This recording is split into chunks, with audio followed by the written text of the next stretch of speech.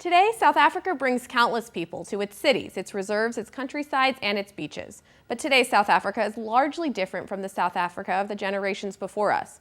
The apartheid government controlled black settlement, movement, and labor through its laws from 1948 until its first democratic election in the early 1990s. The election serves as the first line of a new chapter for the country. While more than 2 decades have passed, a group of South Africans are working to preserve the details of the oppression. 2 centers in Cape Town house the archives that are the homage to the struggle of the country's moments that shine the brightest and the moments that broke its people's hearts. Cape Town. Northern suburbs that way, central, and then south suburbs, the Cape Flats. The mountains in the background, Tygerberg Hills, Stellenbosch, the Boland. A place renowned for its tourist attractions, fine wine, and abundant energy. Nothing is shocking in Cape Town. Illustrated in its vast waterfront and painted buildings, it is also a place for remembrance and forgiveness. A place historic for banishment, repression, and loneliness is now a common stop for Cape Town's tourists.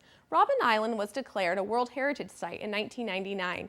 It operates now as a living history museum. Former political prisoners and prison staff lead visitors through its walls, showing them firsthand a place hidden away for many years. Tourists take boats from Cape Town's waterfront to Robben Island.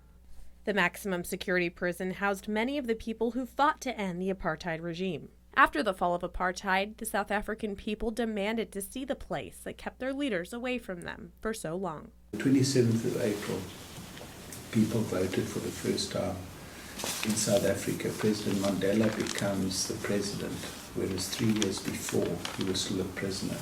And everyone wants to know, wants to go and see where this man was kept in prison for all those years. Where did all this incredible dignity and force of personality come from?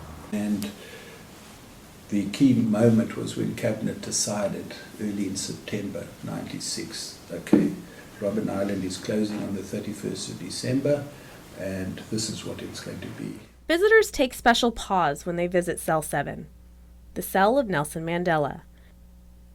He's the symbolic father of the country and South Africa's first democratically elected president. He lived on Robben Island for almost 2 decades during his imprisonment. There are 5 towers.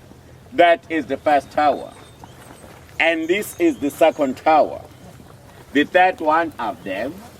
2 towers are in that direction. All those towers were always manned by heavily armed sentries to make it a point that prisoners do not escape from this place.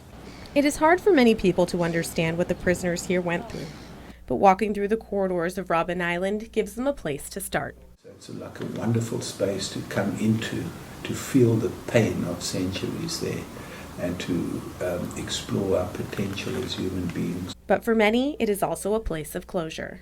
Many individuals may have had a father who was killed in the struggle, may have had an uncle who was in prison, may have had a mother who was poor because she was dismissed from work abruptly, like the nanny in Georgia or wherever it was, and have those special moments of pain coming from the experience of oppression. And if they walk into Robben Island, they will always feel it. The University of Western Cape works in tandem with the Robben Island Museum. The Mayabuye Center opened its doors in 2001, offering students, historians, and the community a place to hold the relics of apartheid in their own hands. The center holds hundreds of thousands of newspaper clippings, photographs, oral histories, and more from the people who governed the apartheid era and the people who worked to end it. It's nestled underneath the main library at the University of the Western Cape.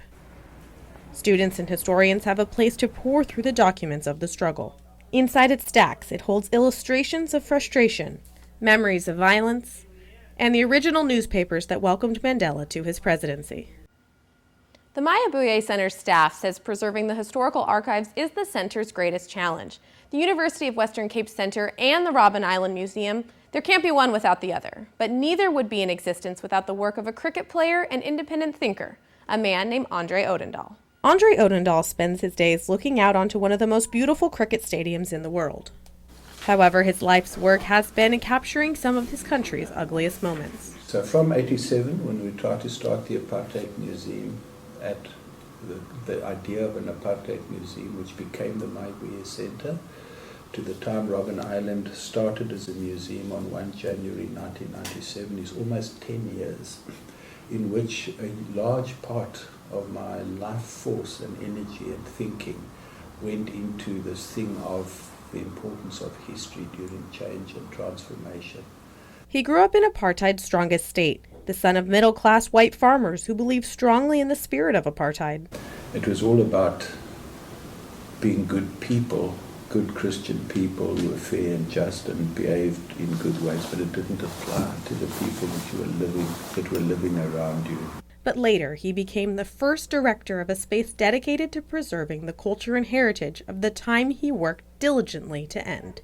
Odendaal and his team worked to curate documents, newspaper clippings, and the archives of a past time. Both the Robben Island Museum and the Mayabuye Center archives hold key pieces to the country's history. Staff says, however, the rich archive has become underutilized as the years separating today's South Africa from the apartheid era continue to pass.